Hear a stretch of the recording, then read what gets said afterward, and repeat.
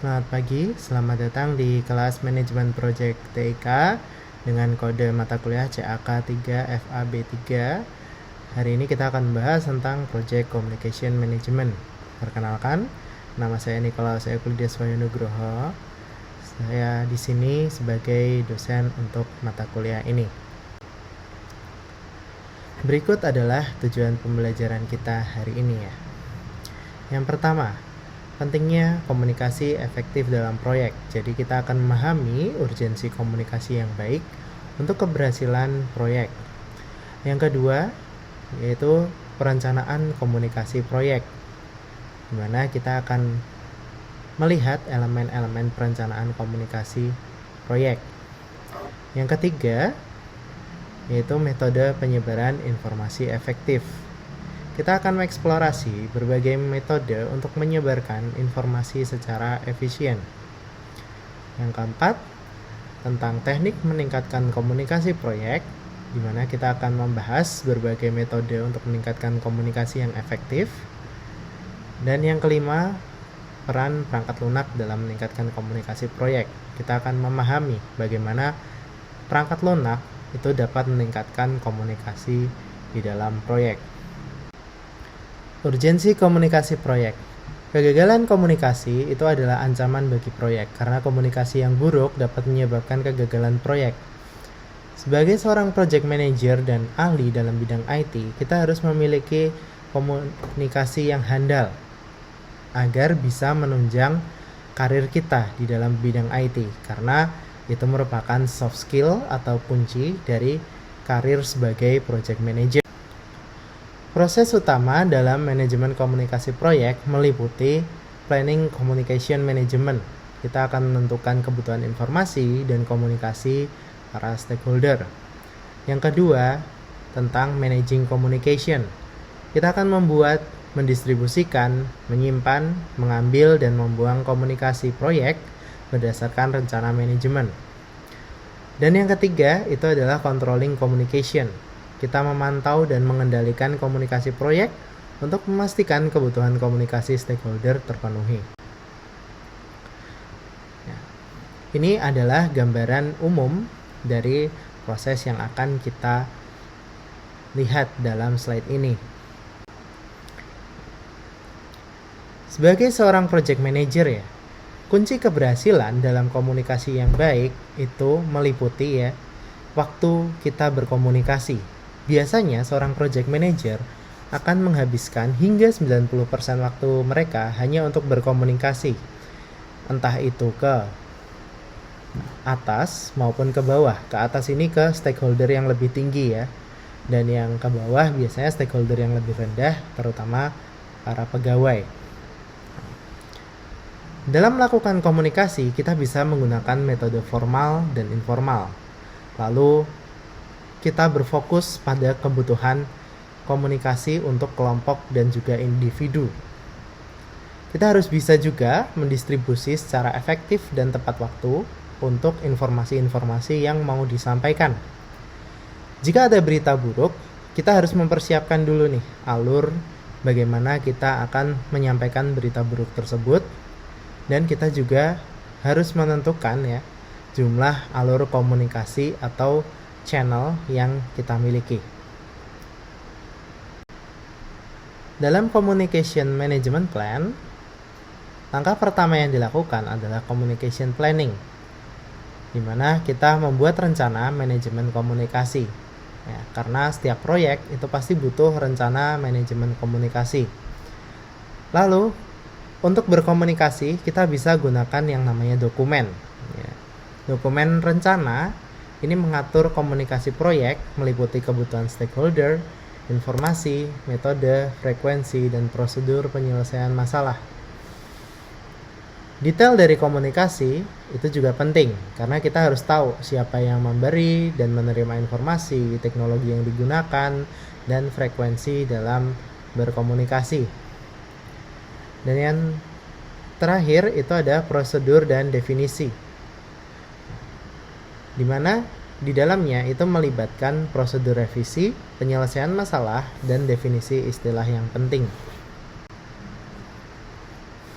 Nah, Ini adalah contoh dari stakeholder analysis ya, di mana setiap stakeholder itu ada cara untuk berkomunikasi masing-masing. Format yang digunakan juga pasti berbeda-beda. Ada yang menggunakan hard copy, ada soft copy, ada email. Lalu ada juga nama-nama yang terlibat di situ, siapa yang memberi informasi dan yang menerima dan kapan harus di deliver informasi tersebut. Setelah kita melakukan planning, langkah kedua adalah managing communication. Ini adalah bagian besar pekerjaan dari project manager, di mana yang perlu diperhatikan pertama itu adalah distribusi informasi yang tepat. Informasi yang benar kepada orang yang tepat, pada waktu yang tepat, dan dalam format yang berguna. Seperti yang tadi ditunjukkan di tabel. Ada orangnya, ada stakeholdernya, dan juga kapan harus diberikan, dan juga formatnya. Untuk teknologinya, kita bisa menggunakan email, messenger, cloud, dan teknologi lainnya. Dan metodenya kita bisa gunakan yang formal dan informal. Distribusi informasi yang efektif melibatkan yang pertama itu informasi penting. Kita jangan sampai mengabaikan informasi krusial yang perlu segera disampaikan. Jadi, jika ada informasi yang penting, harus segera disampaikan. Lalu, jika ada berita buruk, ya, kita harus sampaikan juga berita buruk tadi ya, secara transparan dan juga terlihat bahwa kita berempati di situ. Yang ketiga, melibatkan komunikasi lisan, berupa meeting atau komunikasi informal, yang mana ini membantu untuk penyampaian informasi yang efektif dan menjalin hubungan.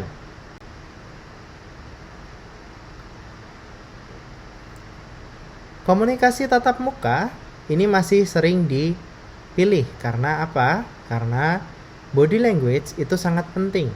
58% komunikasi ketika kita bertatap muka itu ditentukan dari body language, bukan dari kata-kata. Nada itu juga bisa memberikan informasi yang lebih tersirat ketika kita bertatap muka. Bahkan beberapa perusahaan ya melaksanakan meeting rutin sebagai bagian dari proyek mereka. Karena apa? Karena ini biasanya merupakan solusi yang efektif ketika kita bekerja di bidang IT. Dan kita juga bisa membatasi email dengan cara ini. Karena apa yang tertulis biasanya itu terinterpretasi berbeda dengan apa yang disampaikan secara tatap muka.